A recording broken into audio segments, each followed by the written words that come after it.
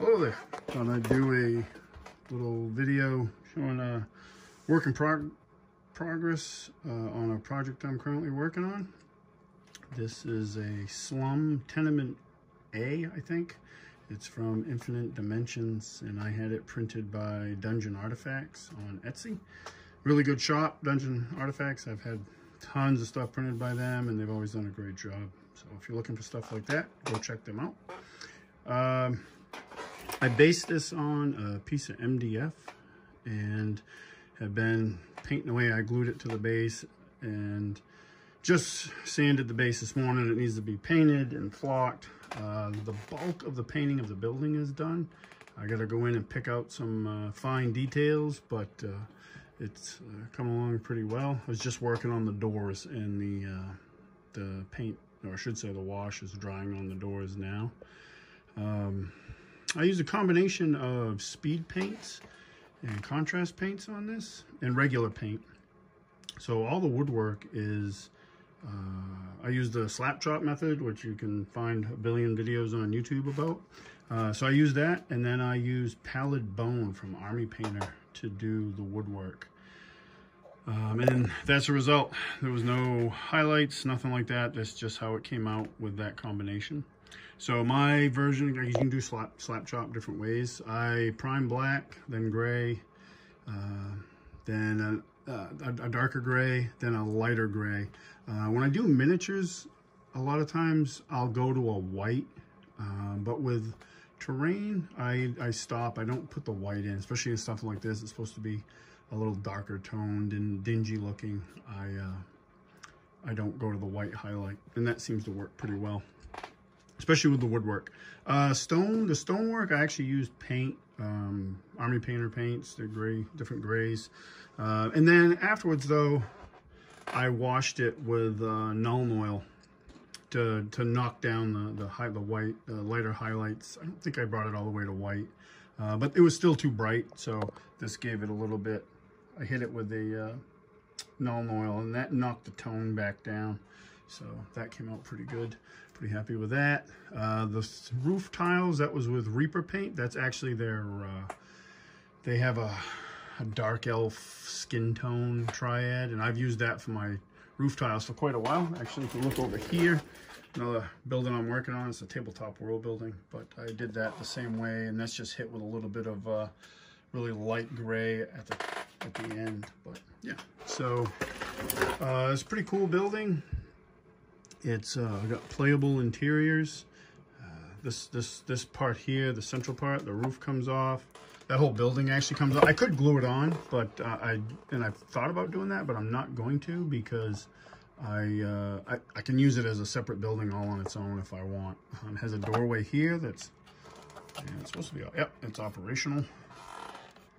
Infinite Dimension does this really neat thing where they cut a channel, they have a channel through there, and you run a piece of wire, 3D printed wire, which they provide through there, so you can get at it. So that comes off, and then all these roofs come off. And here, some miniatures to show the scale. And let's pull that piece off. And you got this piece, and you come through. There's no door on this side, so if you look, maybe the lighting, you got this room here, which is pretty good size for if you want to do battle or whatever. Which, I mean, that's what I'd use this for. There is a door out of this side, which is pretty cool. And then this little kitchen area. I still, as far as painting goes, I still have some fine details to pick up on, like in the little kitchen here. I need to work on that, and just maybe pick out a few things here and there. There's a chimney that I actually realized the other day, this one here, it has like some metal banding around it, which I didn't notice actually when I painted it. So I got to go in and add some detail to that. But the bulk of the painting is done, and this, I got to flock the base. So I'm going to paint it. Some people don't paint sand. I do, just so it all blends in. And then I'll go over it with some grasses and tufts and flock and stuff like that, just to kind of blend it all in together. And I may do some vines and growths on the side. I'm not sure. I have a tree.